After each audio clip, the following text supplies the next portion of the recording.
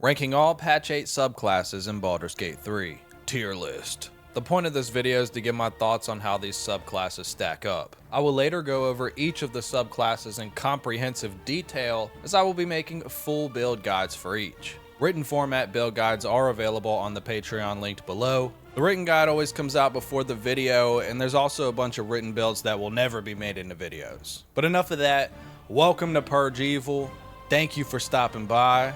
Let's dive in. Giant Barbarian. The Feat Lover subclass. I honestly don't see this one replacing Wildheart or Berserker, but it does get some bonus points and fun factor. Your size increases when raging, which essentially lets you deal a little bit more damage, and lets you throw or shove things that you normally wouldn't, like characters of normal size. The damage bonus really isn't that crazy from the rage itself, but it can of course be synergized with Tavern Brawler for maximum effect, and is a decent option to take in that respect. You can also use Thaumaturgy, which is always fun as the face of the party, and your carrying capacity gets increased by 25%, which means absolutely nothing in my opinion. At level 5, the giant uses their giant foot to kick a target, which functions the same as a shove, with the only difference really being that it does unarmed damage, and you can kick up to twice the weight of what shove can do. This is actually extremely useful, and I kind of really like this one. But again, it's nothing really crazy. Especially when the Berserker can use that bonus action to attack again, or if you have Great Weapon Master, but it does have its place.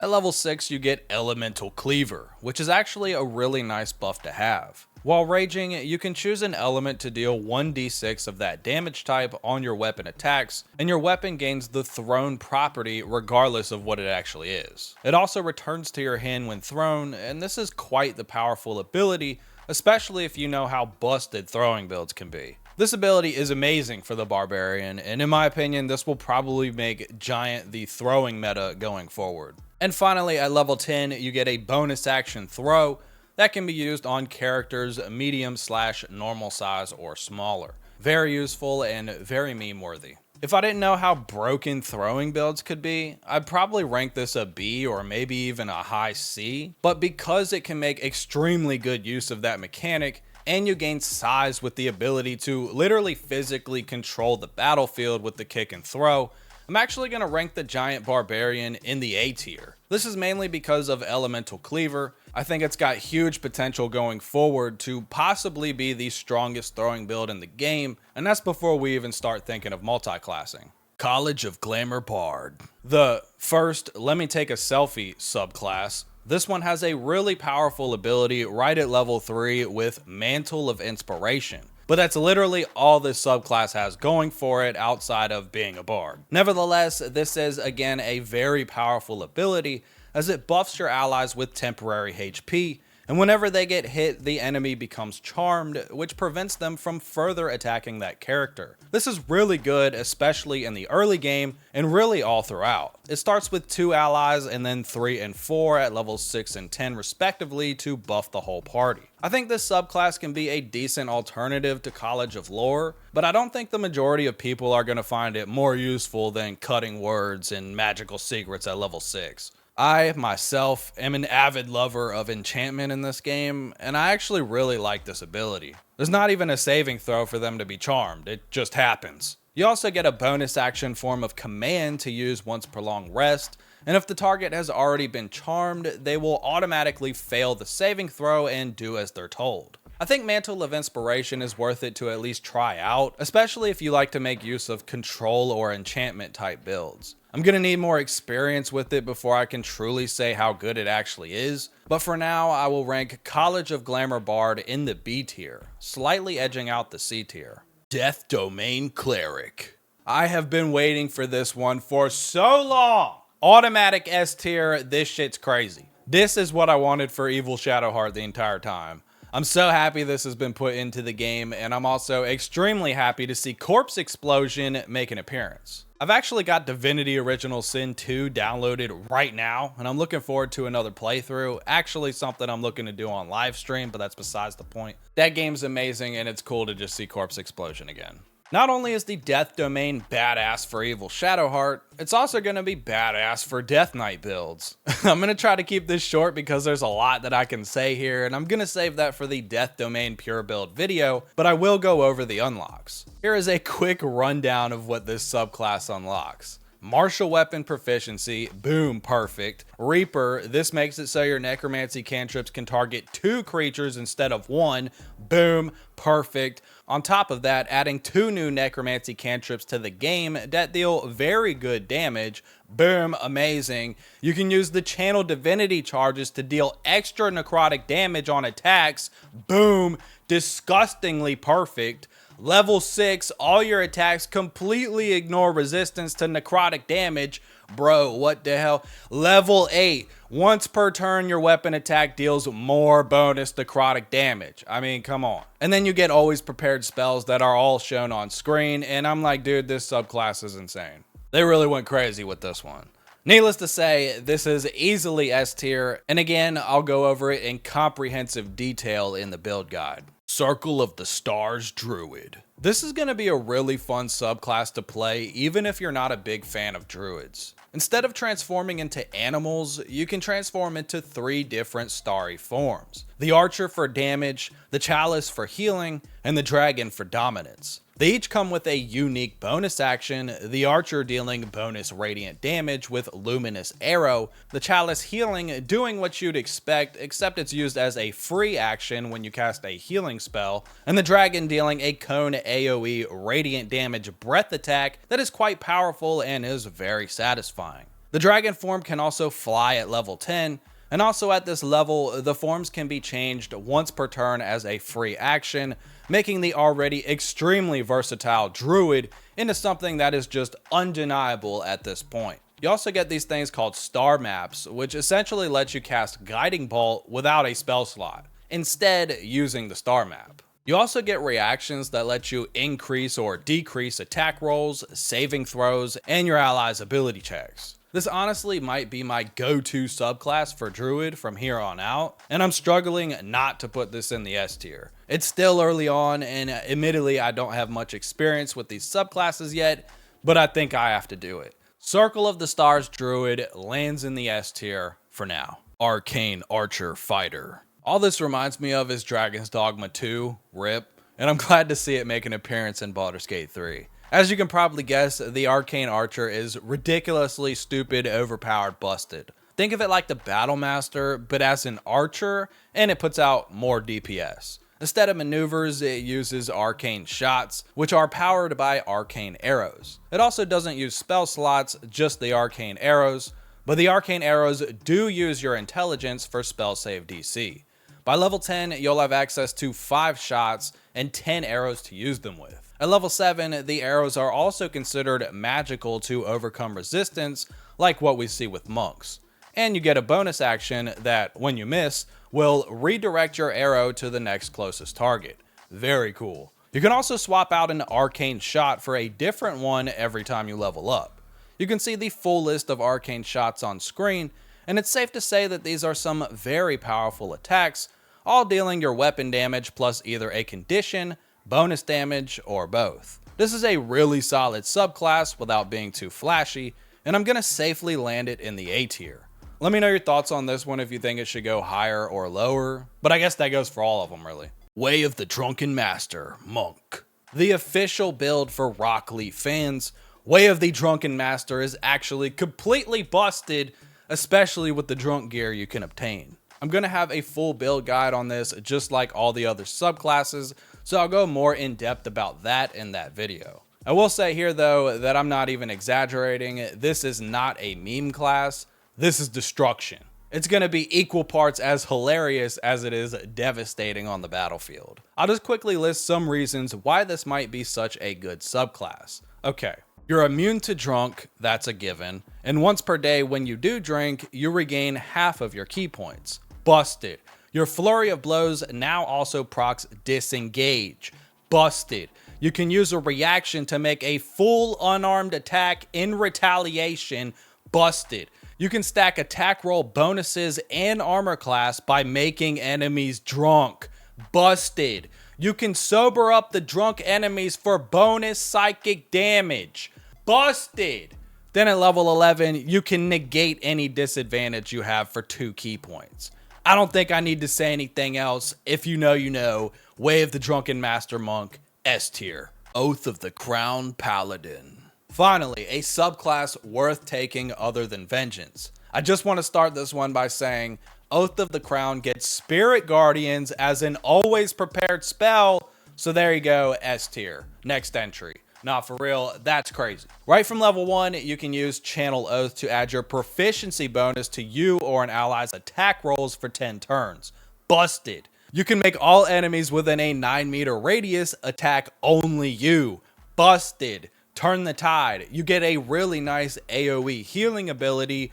Busted. I am extremely excited for this. I honestly thought this was going to be a wasted subclass, but actually we got something quite nice. You also get a reaction for when an ally near you takes damage, you can heal them at the cost of taking radiant damage. This is still somewhat an offensive paladin like Vengeance, but it also acts as a really good tank for the party and even a savior at times. If I'm ever not being a crusading maniac and want to be a true knight in shining armor, this is the subclass I would go for. It's still not overall better than Vengeance outright for a DPS build, but it definitely is a better tank and probably is a better asset to a party. The Vengeance is more selfish, while the Crown is more selfless, if that makes sense. The Oath of the Crown Paladin safely lands in the A tier. Swarmkeeper Ranger. Larian really cooked with these subclasses. Swarmkeeper is really cool. You get a swarm that you can use as an ability after you've landed an attack once per turn, and the swarm can be changed each time you level for different damage types and utility. The swarm can either deal extra damage, teleport you, or use their utility option, those being push, shock, or to blind the target. This allows for diverse gameplay and gives the ranger several options every turn outside of just attacking. At level 11, the swarms deal more damage, increase your AC when you teleport, and each utility comes with an extra condition. The push can now prone enemies, the shock can also disarm them, and the blind can also slow them. These are actually really powerful. You also get an ability at level 7 to gain flying speed and immunity to surface effects, as you'll be floating in your swarm. Also to mention, the swarm deals bonus damage to enemies with Hunter's Mark, right from the get-go. Swarmkeeper is a solid subclass and has a unique playstyle that I think a lot of people will enjoy. Now, while this isn't the strongest subclass, it does have decent versatility, and there are several synergies to be had here. I'm gonna land the Swarmkeeper Ranger in the A tier for now. Swashbuckler Rogue. This is a somewhat interesting subclass, powerful early on, but with a level of 9 ability to charm enemies that, while useful, I just don't see being worth it to take to that level solely for. Ability in question is essentially to charm an enemy up to a range of 18 meters, and you might know how much I love charming an enchantment, but I just don't see the big fuss. Early on though, at level 3, you gain several abilities. First, when you attack a target, that target can no longer use opportunity attacks against you for the rest of the turn, allowing you to get in and get out safely and efficiently. You also gain a +2 bonus to initiative that scales with your level up to +4 at level 10. The real money is in your new sneak attacks, as you no longer need to have advantage to proc the sneak attack, you just need to be within 1.5 meters and not have disadvantage, or if one of the other listed conditions are met. Essentially making it extremely easy to use sneak attack, pretty much to the point you'll never not be able to use it. Then at level 4, you get 3 dirty trick abilities that are a bit useful. The best of the 3 being able to disarm your target, one dealing extra psychic damage, and the other being able to blind the target. While the early abilities are good, I would really only take this subclass to level 4 like ever, so the Swashbuckler Rogue is going to have to land in the C tier. This is definitely going to be a multi-class subclass, at least for me. If anyone has differing opinions, definitely let me know down in the comments and tell me why I'm wrong about this subclass. Shadow Magic Sorcerer. Another interesting subclass, this one making use of darkness, which immediately makes it one of the strongest subclasses in the entire game, as it can see through the darkness at just level 3. If you've watched any of my previous videos mentioning darkness, you'll know that this spell can allow you to basically complete the entire game on easy with little to no effort, while actually playing on honor mode. This subclass will also combine super well with any Warlock subclass, especially Hexblade, which we will talk about next. Not only is darkness a safe way to beat honor mode, shadow magic will make it even safer because at level 1, when you reach 0 HP, you just regain 1 HP instead of being downed, so you're basically the living dead. At level 6, you get a Shadow Dog Companion, so that's just double S tier right off the bat, and at level 10, you can use Shadow Walk as a bonus action any turn to teleport between shadows. The next spell after using this ability will benefit from Distant Spell, but will not use a sorcery point. This is already one of my favorite subclasses, and aside from the original class for the Dark Urge, first being Vengeance Paladin, then being Storm Sorcerer, I think it's safe to say Shadow Magic would probably fit the Dark Urge the most. I love this subclass, easy S tier. Hexblade Warlock. Something we have all been waiting for since early access. The Hexblade is a staple of the Warlock community. This subclass pretty much makes Pact of the Blade irrelevant unless you're trying to do something specific. Right from level 1, you get medium armor, shield, and martial weapon proficiency. You can also bind your weapon the same way as Pact of the Blade, now using your charisma modifier instead of strength or dex. Unlike Pact of the Blade, hits with the weapon will curse the target, which will cause the Warlock to add their proficiency bonus to damage rolls against the cursed target, and the number they need to crit against that target is also reduced by 1. Do I need to even go any further? This is literally already triple S tier. Let me also point out that you get Shield and Wrathful Smite in the extended spell list at level 1, as well as Blur, Branding Smite, Elemental Weapon, and these other very powerful spells, including Staggering Smite, which is a new spell, quote unquote, that was previously only available to Death Knight NPCs. At level 1, you also get a bonus action to use once per short rest that applies the same curse from earlier, but also heals you when that target dies. At level 5, you get extra attack. Level 6, you can literally raise a Spectre minion as a reaction. And at level 10, you can completely nullify attacks from creatures that you curse. This subclass is going to put me in business for a whole nother year. Easy S tier. Bladesinging Wizard. This is going to be a lot of people's favorite wizard subclass, I'm calling it right now. And it was one that people were begging for forever, like the Hexblade. With this, you first gain proficiency in light armor, the weapons shown on screen, and performance. You then get Blade Song and power charges to use it with, which can't be used while wearing medium or heavy armor or wielding a shield, and you must have one of the listed weapon types equipped. Blade Song has quite a bit going for it, increasing your AC by your proficiency bonus and your movement speed by 3 meters. You also have your proficiency bonus added to Constitution saving throws, which is beautiful, and advantage in acrobatics. This is called Bladesinging and will last for 10 turns, and any spells you cast will add a charge of Blade Song damage. While this is active, you also unlock an ability called Blade Song Climax, which can utilize the damage charges. This will end and unleash the full effects of the Blade Song, dealing a massive base 1d6 force damage plus another 1d6 force damage for every damage charge, and healing allies using the same calculation, all in a 3-meter radius. This, to say the least, can be extremely overpowered. By level 9, you'll have 4 charges to cast Blade Song with, and charges reset on long rest. This subclass of course gains extra attack at level 6, and at level 10, when you take damage with Blade Song active, you can sacrifice a spell slot to subtract 5 from the damage per level of spell slot used. I think it's very safe to say this one's going to be quite popular and is easily S tier. If not for Blade Song, but because it's literally a full wizard that gets extra attack. As you can see, Larian absolutely cooked with these subclasses. Make sure to like and subscribe if you enjoyed the video, and if I missed anything, please let us know down in the comments. Written build guides are available on Patreon, and the Discord is linked below if you want to connect and help build a community.